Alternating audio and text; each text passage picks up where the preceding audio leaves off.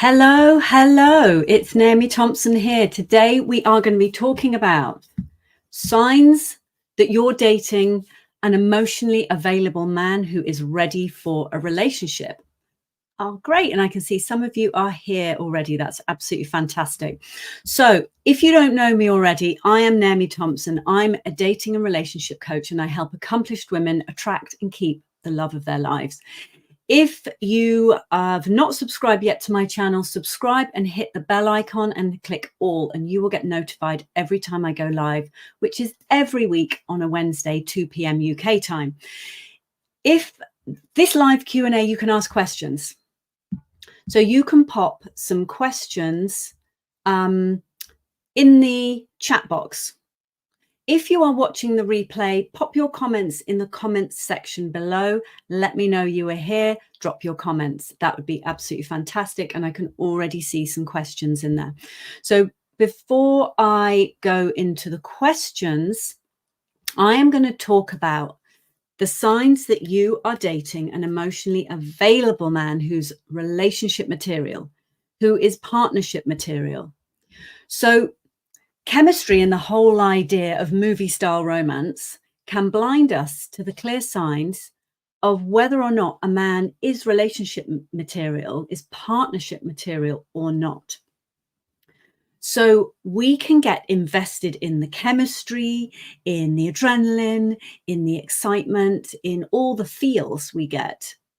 But actually, very rarely does chemistry lead to compatibility. But very often compatibility can lead to chemistry. I'm just going to bring my notes over. So compatibility can lead to chemistry. Now, that doesn't mean it's all boring and you've got to settle for anything less. Just move my microphone over. Doesn't mean you have to settle for anything less than the relationship you want. However, we're not looking for instant chemistry. So let's have a look. Oh, Vicky, thank you. Yes, I can see your message from Facebook. So I know people can comment from Facebook, but would love to know if people can comment from LinkedIn. So the idea here is not to get emotionally invested in any guy until he's shown you with his consistent actions over time that he's able to do the three things that I'm going to talk about. Because, if you've got to a point in your life where you are tuning into me, you're listening to what I speak about, you most probably are struggling to either keep the connection in the relationship you've got or to attract the kind of relationship you want. And if you're anything like me, I would go for chemistry. There was a certain feeling I thought I needed to get, and I would ignore the clues that were around me. And actually learning how to become discerning discernment is an incredible word and an incredible skill. When you learn to become more discerning about the partner that you are looking for and about how you choose a partner, everything changes. So the first thing is, and I've got my little banners here. The first thing is that he does what he says he'll do. He does what he says he will do. It's really simple. You won't feel confused with him. You won't be thinking, are we meeting? Are we not? He follows through with plans. He communicates frequently. If he says he's going to call, he calls. So it leaves you not confused. Now, often that confusion and that feeling of disturbance inside of ourselves can feel familiar and exciting, like that feeling of, I don't know what's happening with him. Even though part of us hates it, there is a part of us that gets quite addicted to it. So if you see in a man, he's doing what he says he'll do. He's showing up when he says he'll show up. He follows through with plans to speak or meet. He communicates clearly and frequently and on a regular basis, then that is a great sign that he is a guy who is partnership material. The second is he shows up to the difficult conversations with maturity. So at any point in a relationship, there is going to be a certain level of discomfort. We're going to feel a certain level of discomfort bringing up issues that we need to talk about. So no matter how wonderful the relationship is, we still need at points to express our needs, our desires, our boundaries, our wants. So you want to see in a partner, are they responsive? Do they respond in a mature, calm, measured way? Or do they get defensive and reactive on a regular basis? So emotionally available people are willing, and they actually really actively want to go there into the more difficult conversations with you. And even if he disagrees, an emotionally available person, an emotionally available man won't put up a wall. There is a willingness to sit in the discomfort, because relationships require a certain level of discomfort at times. That's why I always say to women, have a video call with a guy. And if a guy is saying to you, oh no, I hate video calls, for me, that would be maybe a red flag. How it doesn't mean he's a bad man. Of course it doesn't. However, I would say, you know, a relationship requires us to be able to step in out of our comfort zone at times. And when you have someone who runs away from the smallest bit of discomfort, it may just mean that they are not emotionally ready to be a good partner for you right now. However, if a person is willing to learn and grow, well, then you've got someone great. And the third, let me just check out the comments here. Okay, we have a few. So the third is that you feel safe and peaceful with him, that you feel calm inside with him, that you don't feel huge adrenaline and excitement with him. So often when we feel really calm and safe and peaceful is because our nervous system is calm. Now, sometimes what can happen is when we are meeting someone who on a very deep subconscious level reminds us of exes or our father, or a caregiver who we feel some kind of wound with, sometimes we can feel that calm, like a recognition. However, coupled with the other things that I was saying to you, which is he does what he says he'll do. He shows up. He shows up to difficult conversations with maturity. You feel safe and peaceful with him. These are all really good signs that you are dating and getting to know somebody who is really relationship ready. So I would love any more questions on that. Okay, I've got a question here. Which dating sites do you recommend? I was on Bumble, but it decimated my self-esteem. It didn't feel good to me to have to make the first move, which the woman has to do on Bumble, and I was constantly unmatched. Okay, what I would say is all of the dating sites could be good.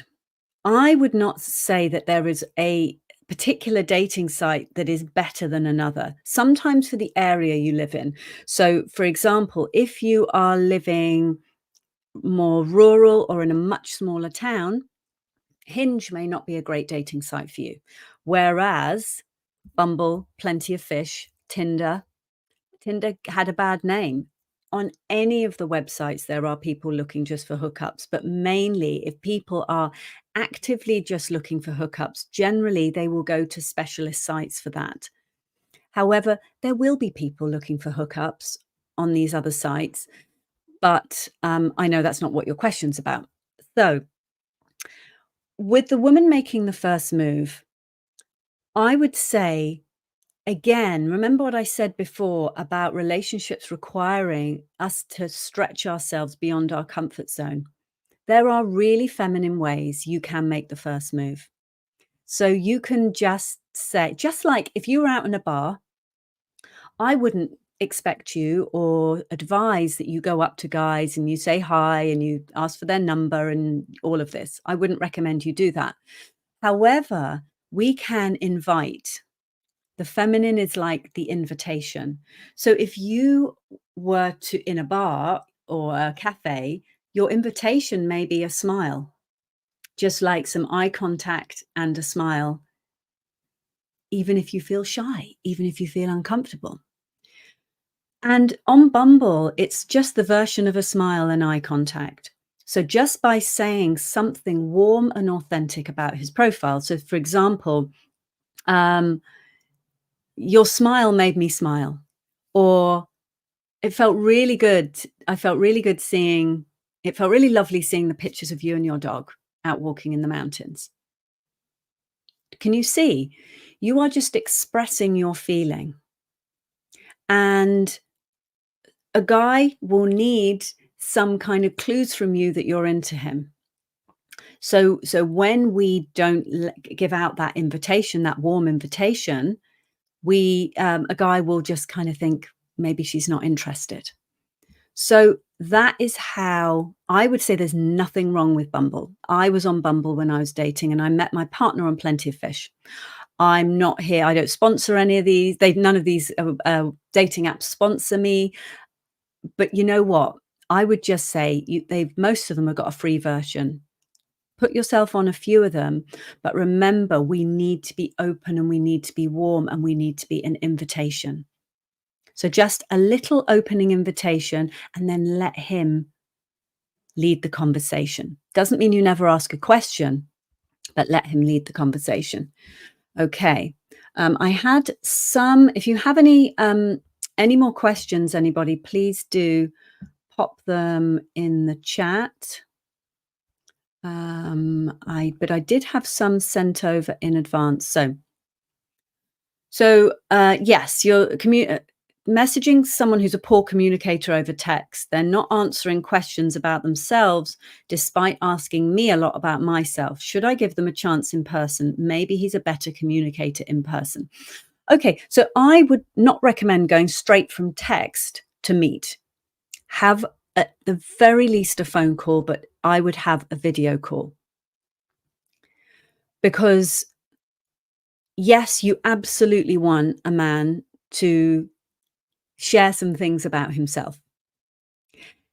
One tactic that scammers do on these sites is that they will ask you a lot about yourself because they want to know whether you're a woman with money. I'm not saying this guy is doing that, but I'm just saying, actually, a man who's fairly confident in himself, looking for a relationship, is going to be only too pleased to share some things about himself. So it is a bit of a red flag if a man is not sharing anything about himself. However, I would not invest time meeting him until you've spent a bit more time speaking. So have a call, have a video call, and then decide for yourself. Okay, I have another comment someone put on my YouTube. I hate video calls. They feel super uncomfortable. Okay. When I work with my clients, I talk to them about, we've got our comfort zone.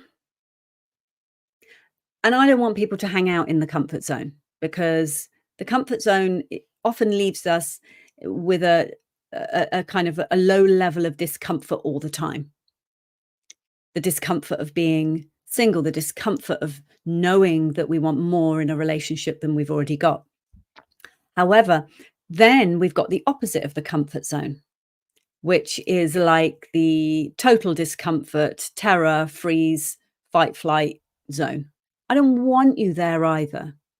I don't want you there either. It's not good for our nervous systems as women to be there, So what I would want you to be is in the stretch zone, where you are stretching yourself, where you are stretching and strengthening your intuition muscle, your feeling muscle, processing your emotions muscle, your connecting with other human beings muscle, connecting with yourself muscle. So that is going to having a video call and feeling nervous and feeling the nerves and loving the part of you that feels nervous. And when you get on a call, he's going to feel nervous too. Most guys will feel nervous and awkward on a video call. And you know what's beautiful? You can just say to him, I feel nervous. Anyone who's just come on, if you want to post a comment please do. I'm just going through my last questions. Pop a question. If you're watching live, pop a question into the comments section. If you're watching on LinkedIn, for some reason, some people aren't able to comment. I don't know why, but come on over to YouTube at Naomi Thompson, Naomie Thompson. Come on over to YouTube and ask a question. When we are in a relationship, as I said before, it requires a certain level of discomfort at times and a willingness to sit in a certain level of discomfort. Now, I don't mean awful discomfort and fear. No, what I mean is for you to be able to then say, be on that call, and he says, how are you? And you say, I feel really nervous. My heart's pounding. I mean, how real and vulnerable is that? So that is what I would recommend. If you hate video calls, I wouldn't recommend not having video calls. If you're scared, I would just say, have them. So everybody, if there are any more questions, please do let me know. And if you don't already get my newsletters and you want my free audio training, the 5 keys to get the love you want, I will put the link in the comments below.